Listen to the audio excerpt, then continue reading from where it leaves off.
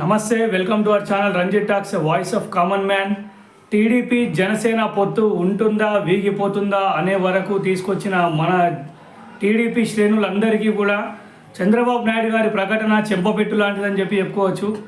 ఆయన యొక్క ఏమాత్రం అనుమతి లేకుండా అందరూ కూడా లోకేష్ గారిని డిప్యూటీ సీఎంగా చూడాలనుకుంటున్నాము, సీఎంగా చూడాలనుకుంటున్నాము, ఇది మా కోరిక, మేము అభిమానులము, అది ఇది అని చెప్పేసి 4 మాటలు మాట్లాడి అనవసరంగా ఆ కూటమిలో చిచ్చుపెట్టేటటువంటి ప్రయత్నాలు చేశారు.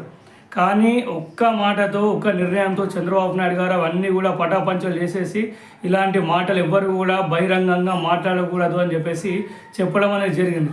ఇంతవరకు ఓకే, జనసేన శ్రేణులు అందరూ కూడా సైలెంట్గా ఉన్నారు. ఓకే, ఆయన చెప్పేశారు, ఎవరు మాట్లాడరు. ఒకవేళ ఆయన డిప్యూటీ సీఎం అయితే మరి పవన్ కళ్యాణ్ గారికి సీఎం ఇవ్వాల్సి ఉంటుంది. మరి దానికి సిద్ధమైతే ఇలాంటి ప్రకటనలు చేయించండి చంద్రబాబు నాయుడు గారు అని చెప్పేసి చంద్రబాబు నాయుడు గారిని వేసుకోవడం జరిగింది. గత 4-5 డేస్ నుంచి కూడా చాలా కూటమిలో లుకలుకలు మొదలైనట్టు బయట ప్రచారం చాలా గట్టిగానే జరిగింది. ఎందుకంటే రాధాకృష్ణ గారు ఆంధ్రజ్యోతి ఆయన ఇచ్చినటువంటి స్టేట్మెంటు, ఆర్కే పలుకు అనేటువంటి మాటలో పవన్ కళ్యాణ్కు అంత ప్రిఫరెన్స్ అవసరం లేదు, ఆయన అసలు ఏందని చెప్పేసి అంత ప్రిఫరెన్స్ ఇస్తున్నారు.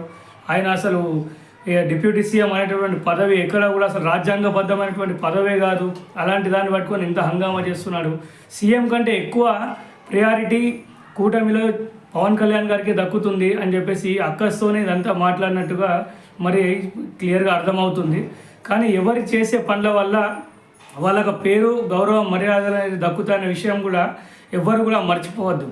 నిజంగా ప్రజల కోసం పనిచేసేటోళ్ళు ప్రజల యొక్క మనసులోనే ఉంటారు.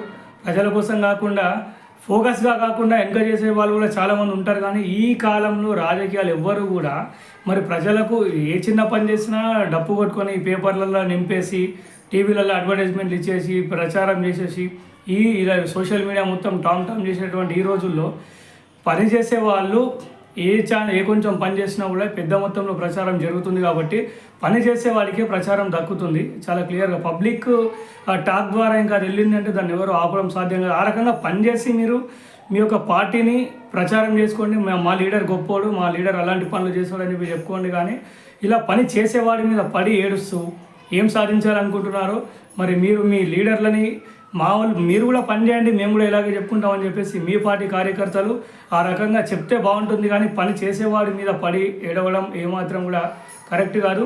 కానీ చంద్రబాబు నాయుడు గారు మరీ ఎక్కువ లేట్ చేయకుండా ఆయన అలా రకంగా స్పందించి ఎవరు కూడా మాట్లాడద్దు, ఇది అసలు అధికారికంగా మాట్లాడిన మాటలు కావు, అనధికారికంగా ఎవరు పడితే వాళ్ళు మాట్లాడినరు అని చెప్పేసి ఆయన చెప్పింది చాలా మంచి పని చేశారు. ఆర్కే గారు కావచ్చు, ఇంకా మహాసేన రాజేష్ కావచ్చు, ఇంకా చాలామంది ఆయన యొక్క పర్మిషను అధికారికంగా కాకుండా నోటికి వచ్చినట్టు మాట్లాడడం అనేది ఎంతవరకు కూడా కరెక్ట్ కాదని ఆయన యొక్క మాటల ద్వారా మనకు క్లియర్గా తెలిసిపోతుంది. ఇంతటితో ఈ యొక్క సమస్య ముగుస్తుందని అనుకుంటున్నాం. ఇంకేమైనా అన్నా కూడా జనసేన శ్రేణులు కావచ్చు, ఆ పవన్ కళ్యాణ్ అభిమానులు కావచ్చు, ఎవరు కూడా ఊరికనే కూర్చోరు, ఖచ్చితంగా కౌంటర్ ఇస్తారు అని తెలియజేసుకుంటూ థ్యాంక్ యూ వెరీ మచ్ అండి.